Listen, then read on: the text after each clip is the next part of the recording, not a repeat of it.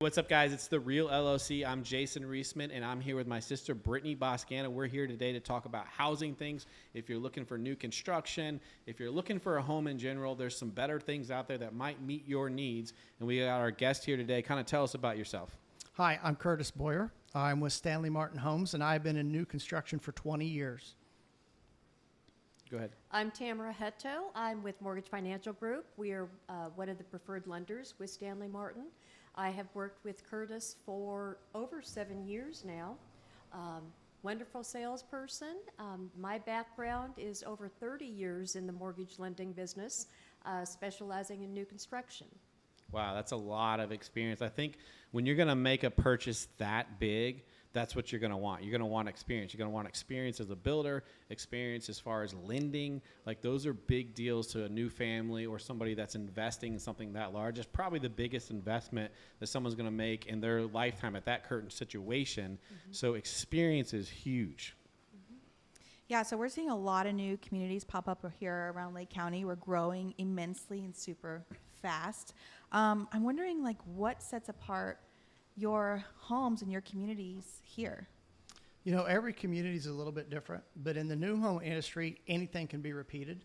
So the biggest difference is, I'm going to say me, or the person that you're dealing with. That's going to make the biggest difference to how someone feels about their new home. If I did 10-acre lots and built castles and had moats and alligators in them and it was successful, every builder is going to do that. But not every builder or not every salesperson can do what I do, and that's the biggest difference. Wow. That's awesome. What about you? Tell us what makes you different. I mean, obviously your experience, right? Right, right. The experience, the compassion, so many brand new home buyers, first-time home buyers, they're nervous. They don't know what questions to ask. They're afraid to check their credit because they don't know whether it's good or bad. So not only the experience, but also where I make people feel comfortable, that it's not a scary experience, and if they don't qualify right now, let's go ahead and set you on a pattern, on a plan, that in the future they can go ahead and do something. So it's working with the buyers. What's one of the number one questions that you get when it comes to getting a loan for a new home? Probably what's an acceptable credit score? Okay, what is an acceptable? How does that work? That can really vary. Your regular home loans, FHA, VA, conventional, each have a minimum credit score. FHA, you can go basically about 580. There are some loan programs that you can go lower than that. The higher the credit score, the better the interest rate. So it's a combination of looking at the credit, and also anybody, any lender, any good lender, can actually look at the person's credit report and say, okay, let's work on this. Let's get this collection paid. Let's pay accounts down below 40% if it's a revolving credit line. So there are a lot of things that maybe somebody just has a 680 credit score, which is still good, especially in today's market, but they want to get a 710 or 720 so they know that they're going to get the best interest rate. Well, there are just some minor little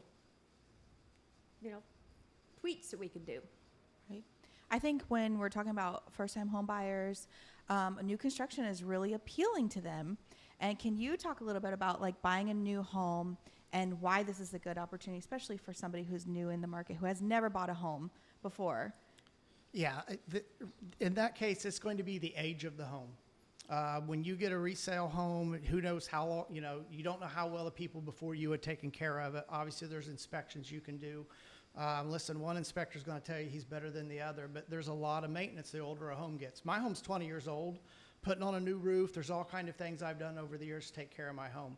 But with that brand new home, you have some stuff that, one, is warranted, and two, you're not going to have to mess with for a while. So a lot of the younger generation, they didn't grow up with their hands greasy, so they're going to be better off with something new. Right. Mm-hmm. And there's sometimes incentives to using the lender, the preferred lender, when you're coming into new construction. Do you guys have incentives that you're offering now? We do.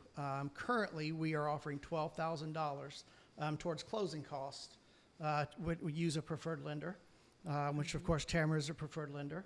And that goes a long way. That's going to allow us to pay most of the closing costs, maybe buy the rate down. It's going to really, she's going to look at what they can do with that funds and help the buyer use them in the right way.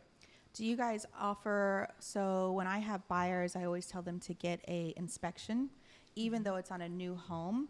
Do you often see people coming in and still doing inspections on that? Not very often. It's a small percentage. Some people do. We have a third-party inspector. We have our own guys who do the inspection, and there's county and city inspections. So they're pretty well looked over. We'll get every once in a while, there's an oops, but not, it's a very small percentage. I've seen inspection reports that say sweep the front porch. And then I've seen some that have some stuff that could have been better, but still really fell within spec. But we usually work on those anyway. Nice. What's one of the biggest things that you see with security for a homeowner as far as warranties? Like a big item on the house that a warranty is really going to come in place for a new home buyer?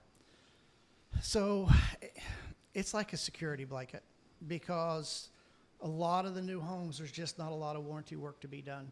What is nice about Stanley Martin is we're going to come in around month 11 and we're going to do paint touch-up, drywall bump, because we know people are going to scratch the walls, moving furniture, things like that. And it's nice to have someone that come in and does it professionally. Wait, after they purchase the home, 11 months later, you're going to come in and paint the house again? We are. Well, not Touch-up. Touch-up. Touch-up. Yeah. paint. Yeah, touch-up paint. Yeah. Yeah, so like if you're moving in, Wow, that's amazing. yeah, you hit the wall with a couch.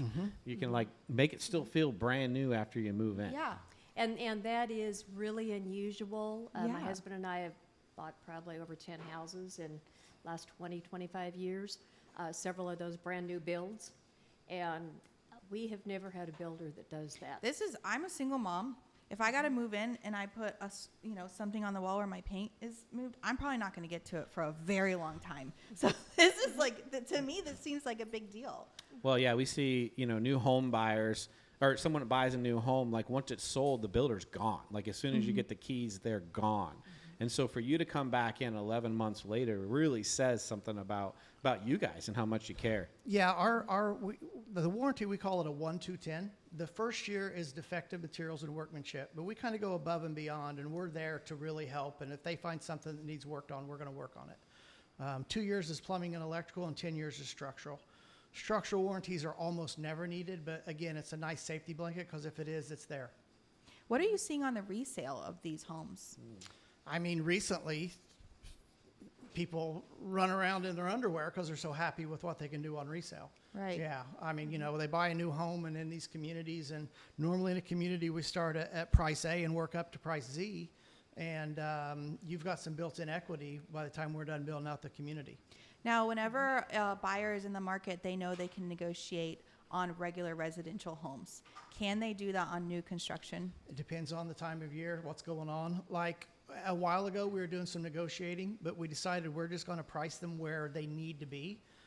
So now there's really not any negotiation on them. We just don't have to. We know we've looked at the market, we looked at the pricing, and we said we don't want to sell 0 or 1 homes a month. We want to sell 4, 5, 6, and we priced accordingly. And since doing that, we've kind of taken the negotiations out of the picture. Nice. Now, is it a customized home that you can build, or do you have models? How many models do you have? So in my community, Mayhill, we have 5 different models. And actually right now, because of lead times with building a to-be-built home, you're talking 12 months, 13 months, 14 months to deliver. So we made the choice to build inventory homes.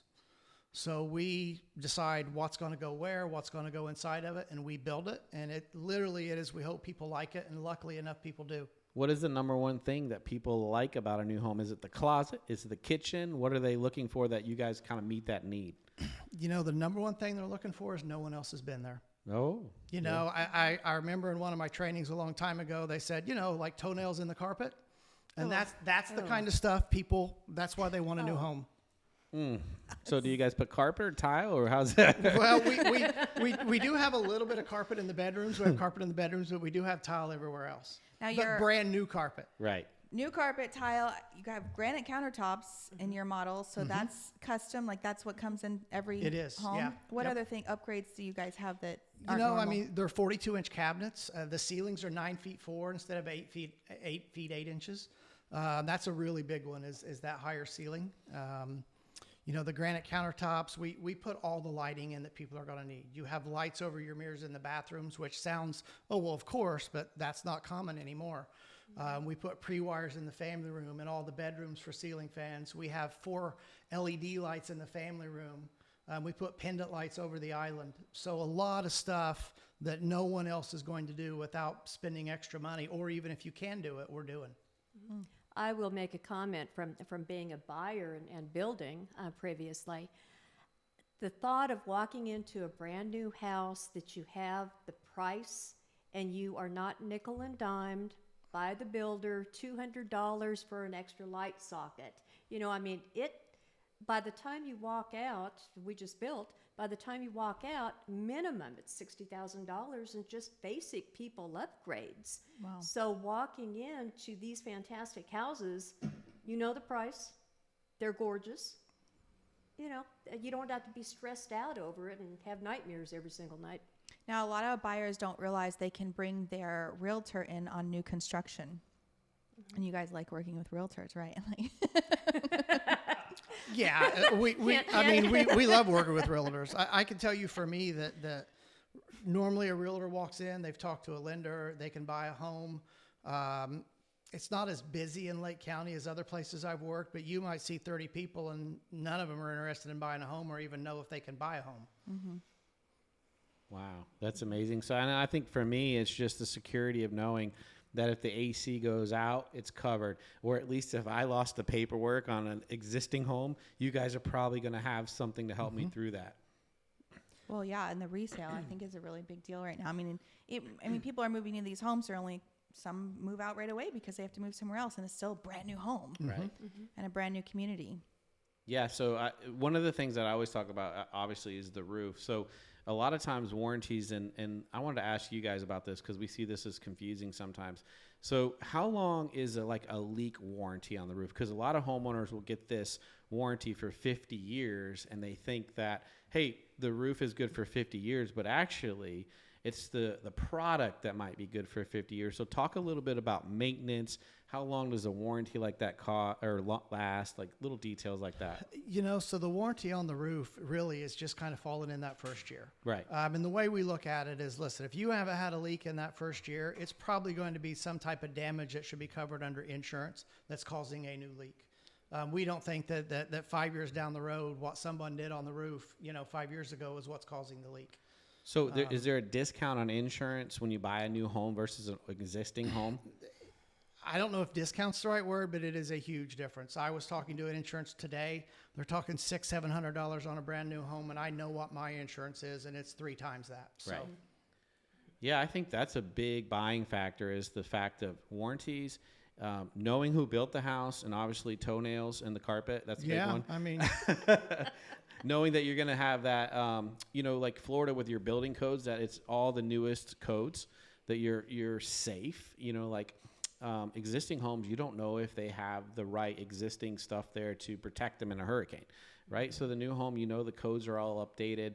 For me, the deck is nailed properly, that it has the hurricane straps on it. So if you're someone from the northern state, you're moving here to a home that's well equipped and ready for whatever Florida has to bring it, right? oh yes, yeah. Yep. So, I think that's really important to the northern people is because they think of Florida, we're actually inland quite a bit. So we don't experience these winds that you might see on the coast, but there might be a little bit nervous. And then you got to have that security of all of those codes have been done and passed. This home's ready to go.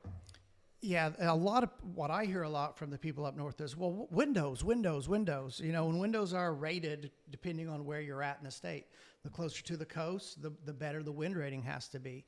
And there's some education there because they don't even think about the roof. Right. They don't ask, well, will the roof stay on? All they care about is the window.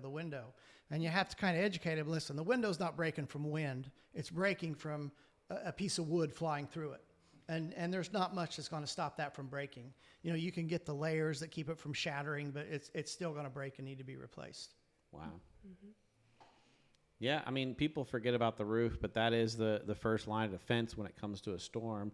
And they have great codes here in Florida to protect you of that. And I know that you guys have to follow those same codes on a new build versus a re-roof. And I mean, I think it's security for people to know that the roof is in good shape and it's ready for the storm. So this is always my question. What is a misconception on a new build that somebody might have? So the biggest misconception is the home's going to be perfect. And it's going to stay perfect. So the biggest thing with anything that you own is you have to maintain it. Like in the model homes, I paint all the time. I do paint touch up. We have it cleaned professionally. We go through it with a fine tooth comb to make sure it looks the way we want it to look. And I have people that come in after living in their home for a year and be like, well, my home doesn't look like this. And I'm like, well, no, you got to take care of it. Even nowadays, people go out with the lawnmower, and I gotta go teach them how to use the lawnmower.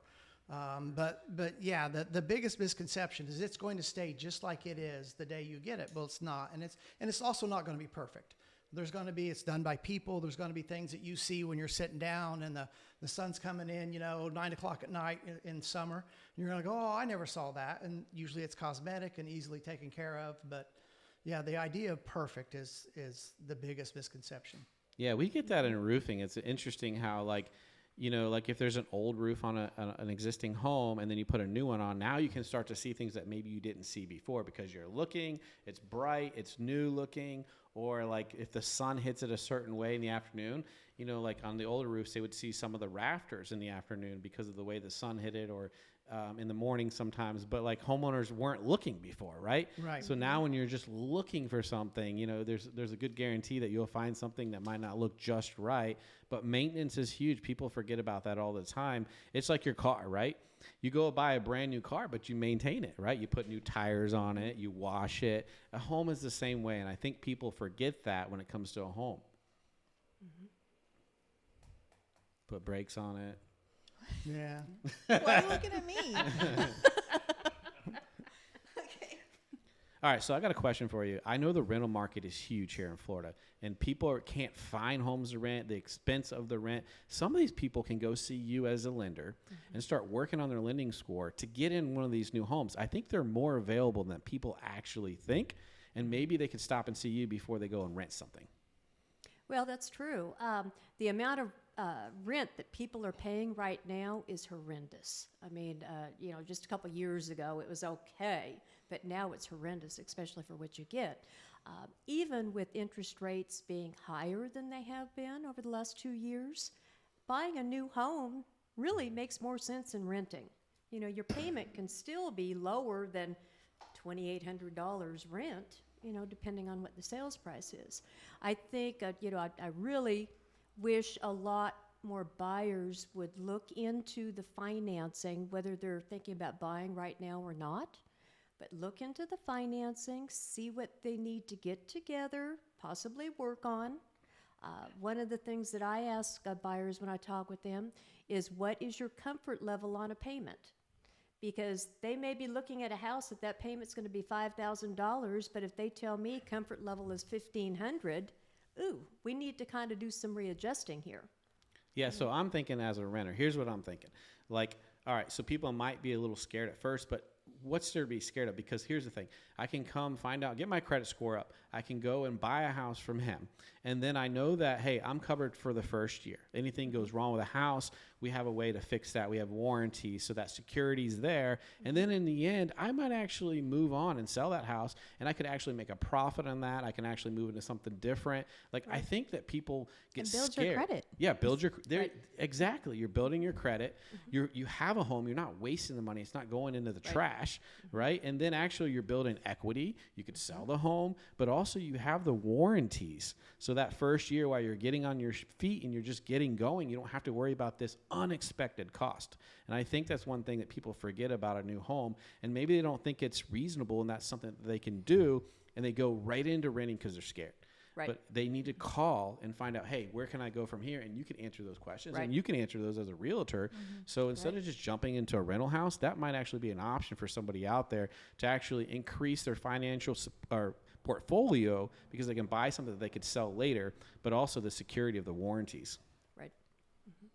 Do you see that a lot, where people are going from renting into new home ownerships? I do. And as that pattern goes, is you have the first-time buyer, and then the first-time buyer generally sells that home, has a lot of equity or some equity, and then they become a move-up buyer, and they move up to maybe a bigger home or a fancier home, and then sometimes they do it again, but you have to start somewhere. Yeah. So if you're renting, you have to start as that first-time buyer, and it's a great way to build some wealth over the long haul.